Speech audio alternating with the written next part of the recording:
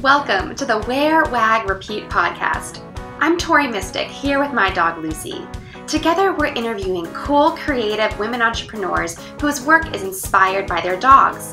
Do you dream of working alongside your dog? Then sit, stay, and listen to the latest episode. On this episode, I'm taking you on a trip through Europe and South America through the lens of a couple of adventure travelers and their dog. Hear all about what it takes to travel internationally with your pup and how this trio raised awareness for rescue dogs during their travels. We'll also talk about writing for major publications like National Geographic. Are you ready? Let's dive in. Jen Sotolongo is a blogger and photographer at Long Haul Trekkers, among other fun trades like writer, digital influencer, and vegan recipe developer. From 2015 to 2017, she and her partner took their dog, Sora, a rescued Australian Shepherd, on a bicycle tour across Europe and South America. These days, you can find them running long distances in the woods, hiking in the Cascade Mountains, or indulging in a beer at a dog-friendly brewery. Hey, Jen. Hey, Tori, how's it going? Good. How are you? We're doing great. Thank you so much for being on the podcast. I'm excited to hear about your travels. Yeah, thanks for having us. We're excited to be here. So why don't you start off by telling everyone a little bit about Long Haul Trekkers, which is the name of your blog, and what it's about. Long Haul Trekkers started off as kind of a documentary of the bicycle trip that we took across Europe and South America, and has kind of evolved into more about adventure travel with dogs. When we were planning our trip, we really didn't want to leave Sora behind, and we needed to figure out a way to travel where we would be able to bring her along. And so bicycle was one of the few ways that we could figure out how to do that internationally.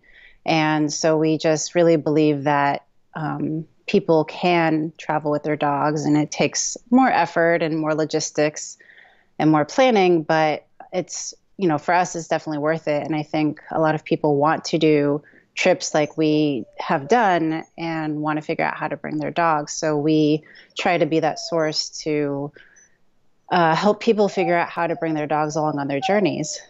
And Sora already is speaking up. She wants to go on another trip right now. Yes, she does. So what was some of the most difficult parts about that trip? I mean, you guys were gone for like 2 years, right? Yep. So That's a long time to be out in the world, just you and your partner and your dog. So what were some of the biggest challenges? It definitely was a long time, which became a challenge eventually. I got very burnt out being on the bicycle for so long because I'm more of a runner and a hiker, so I was really starting to miss those activities.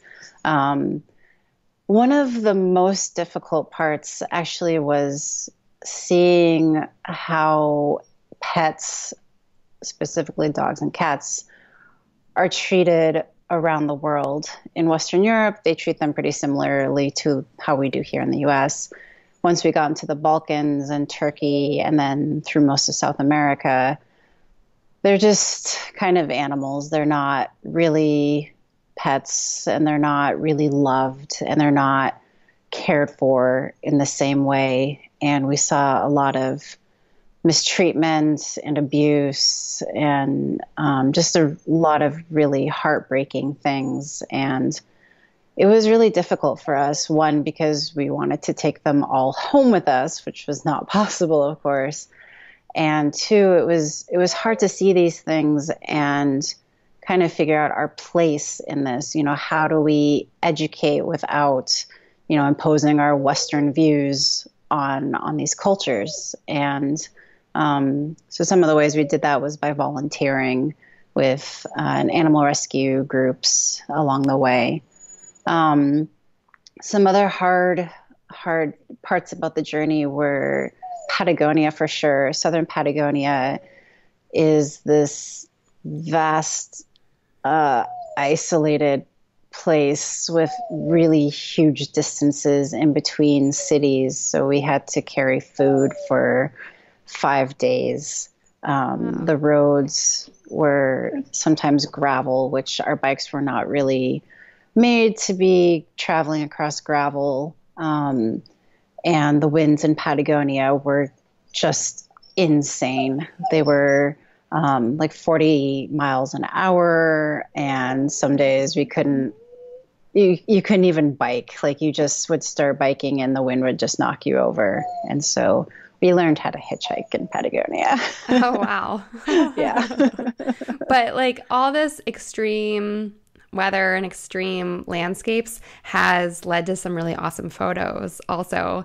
So you take amazing photos of Sora, and Dave makes a cameo a lot, and occasionally you end up in front of the camera too. So I think that some of your South America photos like really stick out in my mind, but do you have any favorite locations that you've specifically photographed, not just favorite locations to visit, but that had amazing photography possibilities? Yes. The Salar de Uyuni in Bolivia was where I got what I call the photo. It was a photo that's won several contests. And it's a photo of Sora with her Rec Specs goggles on and our bikes in the background. And the salt flats are just flat, salty hexagons for miles and miles and miles. And they just create the perfect background for photos. And then we did a hiking trek. We traded our bikes for from poorly fitting rented backpacks and did a trek in the Ausangate Mountains in Peru, which are kind of near Machu Picchu. And it was just epic scenery. The mountains were right in your face, and we passed through 5,000-meter passes, and I just was super photo happy there. Let's see. I got to practice a lot of waterfall shots in Colombia because we would just ask locals where to hike because we don't really like doing very touristy things. And it's also often hard to do those touristy things when you have a dog. And so we would just ask people where we should go. And I would tell people that I like waterfalls and, it was hot so we could swim. And it was just, perfect little destination. And so Colombia is just filled with waterfalls, and there was all these secret hikes where there was no people. And so I got to practice lots of waterfall shots there where we had the falls completely to ourselves, which was awesome. So I could take lots of photos and practice. You take amazing waterfall photos. Like, what is it? Waterfall Wednesday on Instagram. Yes. So do you have any tips on taking waterfall photos? I can't really take Lucy to a waterfall because she just wants to be in the water. And usually it's kind of dangerous for her to go in because it's like fast moving water. So we can't really go, but maybe someone who's listening could use some waterfall photo tips. Sure. So I was just hoping that Sora would stay still for a few seconds, and my photos were coming out blurry. So I've learned to combine two photos. So I'll take a photo with Sora and Dave, usually because he can help her sit still better than if she's just alone. So I'll take a photo with the two of them, just with like a normal shot, with a faster shutter speed, so they don't have to sit still for too long. And then I'll remove them and take the longer exposure with their waterfall. So I bring my tripod. I set my ISO to 100, and then I'll just take a bunch of different shots at different speeds to try and get the effect that I want. And then I'll just edit them in Lightroom and try and get similar colorings in both. And then I'll combine them in Photoshop, which I'm still practicing how to do. So I try a variety of techniques to try and see which ones I like best. And so far they're turning out pretty well, I think. Yeah, I think they turn out awesome. So I was just saw some article somewhere, and the reason you turn down the shutter speed is because it gives the waterfall that like flowing kind of motion look, right? Yep. Yeah. Yeah. And then Yeah, so that's why I kind of play with it, because if you leave it for too long, it kind of looks like just a blur. If you leave it for too short, it's still a little splashy. And then when I'm editing, I'll use the I forget the exact name of the tool. I'll turn the clarity down just on the waterfall to kind of make it more smooth. And then I play with the colors to see if maybe I like it a little more blue or a little more green, kind of depending on what the watercolor is. And I learned, I took one recently on a solo backpacking trip I did with Sora. And I learned it's really hard to do that shot when you're by yourself. So take a helper. I think that would be something cool to try with like a sunset or a sunrise photo too, because usually your dog or you or whoever the subject is would be all backlit, but if you could like combine them, that might turn out really cool. I've tried that recently, and I need to ask on some photo groups, because my problem with sunsets a lot of the time, I guess I've had that problem mostly here because the sunset's in the West, we're on the West Coast, is that the background is so lit. And if I want more of a silhouette, I haven't figured out how to expose for both, because when I go to blend them, the background's either too bright or it's too dark and the colors don't match, so it looks weird. So that one I'm still trying to figure out. There's some trick somewhere. If someone has an idea, they can send us both a message. Please. So let's go back to your international travel with Sora, because there had to have been a lot of logistics and paperwork. Like, I am just curious if I can even take my dog to like Toronto, Canada, because I live in the United States, let alone traveling to like, how many countries did you guys hit? And like, did you have to do separate papers for everywhere? Like, what happened? So Sora has been to, I think it's 24 countries, including Wow. the US and Canada. So we hit 22 on our trip. As far as logistics, so we started in Norway, which is one of the more difficult countries to get to. A lot of people ask about quarantine, which we did not have to quarantine Sora. It's really mostly island nations like Iceland and New Zealand that require quarantine. So we just avoided those countries. Norway required you have to get a health certificate from your vet, and then you have to get an official national health certificate from the USDA, and you have to make that appointment 10 days before you leave. And they're not in every state, so we had to go to the one in Olympia, even though we're from Oregon.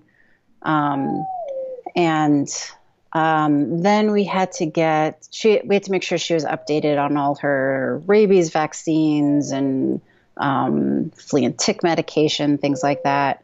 And then for Norway, she needed, I don't even know, some test that had to be administered something like no fewer than 72 hours before arrival, but no fewer than 48 hours after arrival. It was something complicated like that. So it was like if our flight was delayed, then we were in trouble. Right. Yeah. And then when you arrive, you have to call their USDA equivalent, and they have a vet come meet you at the hospital, at the airport. And they check her microchip, which for Europe, they run on different frequencies. So Sora has 2 microchips. Oh, They check her wow. microchip, all her paperwork, and then send you on your way. Once we were in Europe, in the EU, she was fine. We didn't have to worry about crossing borders with her. In the Balkans, we didn't really do anything because those countries kind of don't care. They didn't really ask. And when you're crossing borders by land, by bicycle like we were, they don't always see Sora. She was in the trailer, so we just kind of didn't say anything. And then we actually had one kind of stressful moment where we went from Turkey to Greece, which is back in the EU, and Turkey is a high-risk rabies country. So we were supposed to have gotten this teether test 3 months prior to entering Greece. But we didn't. We got it done, and the vet we worked with kind of botched the dates for us, and we had to stay in Turkey a couple of weeks longer to wait for the results to come back. And luckily, we were just traveling to a really small island, so we came on a small border. It was in the middle of the whole Syrian refugee crisis and Greece's like bankruptcy crisis. So there was a lot of other things going on for them to worry about besides our dog coming in with potential rabies, which we knew she didn't have. Right. So that was like the only time we were ever really worried about crossing a border. Yeah, South America was kind of similar to the Balkans. We didn't really say anything a lot of the time. Chile was very strict, but otherwise it's about the same. You need your health certificate from a vet, from the country USDA equivalent, and then updated rabies and other vaccines. So it's not as difficult as it sounds. And once you do it once, you kind of get used to it. Right. So when you originally flew over, did she travel underneath in like where they put the animals, like by the cargo, or was she in the cabin with you guys? She was in the cabin with us. She's an emotional support animal for Dave. He suffers from anxiety and panic attacks. So he was able to get her certified to kind of help keep him calm on the flight. And that only works for flights originating to and from the U.S. and then at the airline's discretion. Right. So when we flew from Greece to Argentina, the EU does not recognize emotional support animals. So we had to put her under, which was not fun. But we just, we told everyone involved in the flight that we had our dog on board. We told the pilot, we told all the staff, we told the check-in people. We checked in on her at layovers. And so, she was, she obviously came out okay, but, it's definitely stressful to do it that way and not be able to be with your dog when you're flying and just have them be under there without you knowing how they're doing. So, right. I think that would be the hardest part. Yeah. If we can avoid it, we try to always make sure we fly through the U.S. or on an airline that allows emotional support animals. Running your own business isn't easy. There is so much to keep up with every day to let people know that you exist. Posting on social media can be really effective, but who has time to research all the latest algorithms and strategies to gain new followers and get them to your website? Based on everything I learned growing my Instagram presence for my own account, which is @tmystic, I created a new business called InstaMystic. I'm here to help you magically create positively engaging Instagram content, whether you're promoting your dog, your business, or yourself. You can learn more about how I can help you at torimystic.com. That's TORIMISTICK.com. And since you're a loyal podcast listener, I created a free bonus just for you. Get 24 of my go-to dog mom hashtags by visiting torimystic.com/dogmom. You can also find a direct link to this list in the show notes of this episode. Well, Sora is just like such a superhero dog because when you guys went to Colombia, she kind of became a celebrity and was on TV and in the newspaper and everything, right? Yep. So tell us all about how that happened. And you kind of mentioned earlier working with some nonprofits and doing some animal welfare awareness kind of things. What was that all about? And what was Sora raising awareness for? So when we were in Medellin, sure you guys did some of the work too. We did a little bit, but it was mostly Sora and the organization. So we worked with an organization called Defensores that is based out of Medellin, Colombia, and they work to educate the population about animal welfare and the importance of adopting. It all started when a group of college students noticed that they were leaving out poison for dogs that they were finding on campus, and they were horrified and put a stop to it. And now it's become this really amazing organization. So we reached out to them and, we told them that we just wanted to volunteer with them in some way and, how can we help? And they came back and said, we want Sora to be the face of adoption in Medellin.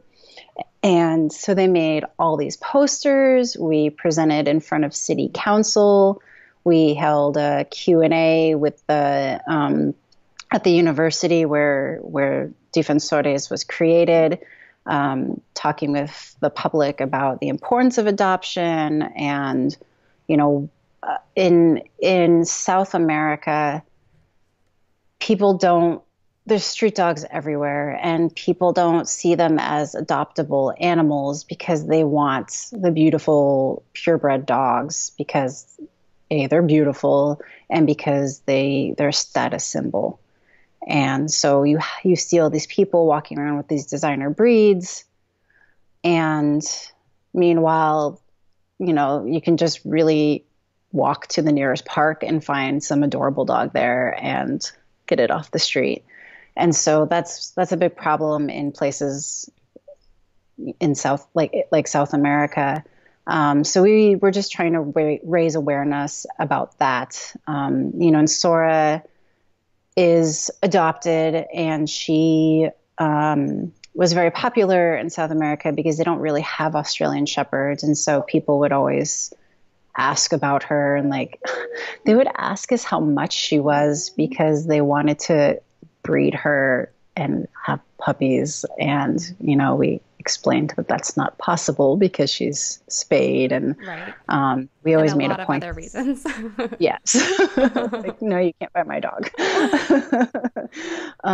We always made sure to say that she was rescued. So we were on TV with her for local channels, and it was really fun. And it was just really amazing to be able to be the face of adoption in a place where they don't really understand why that's important. Right. When you told people that she was adopted, did most people even know what you're talking about? They didn't really ask about it. They just kind of oh. So right. I don't know if it sunk through to most people we talked to. It's not as big of a concept there as it is here. So I think one of the things that I like to kind of get into with everyone on the podcast is how they've made a business, really, and how they're working together with their dog. So you've talked about, all your travels and everything, but one of the things that you do is write for other publications. And so tell us a little bit about when you found out that you were going to write something for National Geographic. That was really amazing because they found me. They reached out to me, and it was originally going to be a Instagram takeover, but that ended up not working out. And instead they said, why don't you write about 10 adventures to take with your dog? And I just, we got the email, and I was just in disbelief because writing for National Geographic was a childhood dream of mine. And to have them just find me and reach out to me from them was, it didn't seem real. And then I responded to the email, and he replied back, and I was like, oh my God, this is real. I wrote a blog post for National Geographic Adventure Online about 10 trips to take with your dog. And it just ranged from hut-to-hut cross-country ski trips in the winter to races you can run with your dog, to backpacking trips, to, of course, cycling trips. And in the process, I discovered all these other trips that I want to do with my dog. So, right. It was a lot of fun. And, I really hope to write more pieces like this because I feel like there's not a huge number of outlets where there's kind of that bridge of adventure travel with dogs. There's the adventure magazines that sometimes feature dogs. There's the dog magazines that sometimes feature travel and traveling with your dogs. But I haven't really found that sweet spot where, I can really write about, all the adventures we've taken with Sora, how to travel with your dogs. So I'm hoping to dive into that a bit more and be writing for more publications in the coming year. Yeah. So how do you usually find publications to write with? Like if someone who's listening to this is a blogger or an influencer and they are really passionate about some topic, what would you recommend that they do if they want to kind of get into that? I've been doing a lot of self-educating lately on this topic. I started out by pitching magazines, and I still am. And the thing with magazines is that they can take a long time to reply or get back to you, or sometimes you're not paid until publication, which can be 6 months down the line. And so I've been looking more into online publications, which there's a lot of variation of those, and they want to get content out quickly, and so they're publishing more often. So I belong to a great Facebook group. There's all these different kind of subsections of it, and it's called the Binders. So it's binders full of women. So it's all women, and there's, I know, it's the best name ever. So there's like binders full of travel writers, binders full of copywriters, binders full of food writers. There's, I don't even know, probably at least 15 different subsections. And so it's a great place to go if you're starting out, or if you've been doing this for years, to just ask questions. And, they have byline brags once a week, and it's been a really supportive community. And then I've also been doing some webinars from Gabby. I can't remember her last name. Her website's Dream of Travel Writing. She has webinars. So I've just been kind of finding freelance writers and copying what they do. Basically, that's kind of how I get by on all these things. I find what other people are doing that I want to do, and I mimic it. So. Well, yeah, you have to figure it out somehow. Exactly. So do you have any fun trips coming up? Yeah. Tomorrow we are headed to Arizona with another blogging friend from the Seattle area, and we are headed to meet a group of, I think there's going to be 20 of us and our 29 dogs, and we're doing a camping trip near Phoenix. So we all met on Instagram and just have become good friends. And one girl was already planning this cross-country trip with her husband and 2 of her dogs from North Carolina, and eventually, over time, a lot of us chimed in and was like, well, Arizona's not too far from us. We could make this trip happen. And it's turned into this massive doggy sleepover. So we'll be leaving tomorrow, and we'll be gone for about 10 days, I think. So we're really looking forward to that. That's so amazing. So all these people and 29 dogs are going to be camping out in Arizona for like a week or 5 days or something. Well, the whole group outing is just one night. Okay. We'll be hiking on either end of both those days. And then the rest of us will either be road tripping, or I guess the Arizona people will probably be working up until then. Suckers. So, yeah. Well, I can't wait to see the photos from all of that. I'm guessing by the time this podcast comes out, this trip will have already happened a while ago. So, where can everyone go to find photos and everything? They can look for photos of the trip on Instagram at Long Haul Trekkers, and on our blog, which is longhaultrekkers.com. I'm sure I'll write a post or 2 about the trip. Yeah, I'm sure you'll. Hopefully for some outlets too, any magazine outlets that want to take interest in this trip. Yeah, if anyone's listening, that sounds amazing. Okay, so one last question that I have to ask you.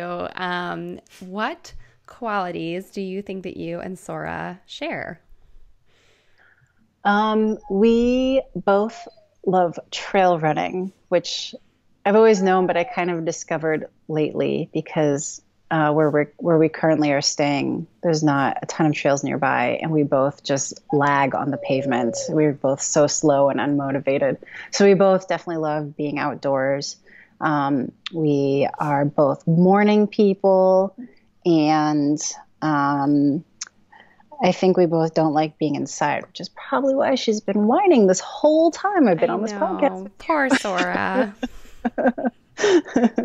Well, I guess we'll let you guys go so you can go outside and be near some trees.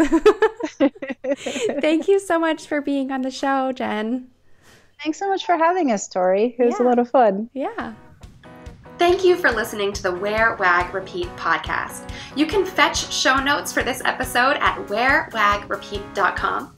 If you like what you hear, please subscribe so you don't miss an episode. And until next time, Lucy and I will see you around the dog park.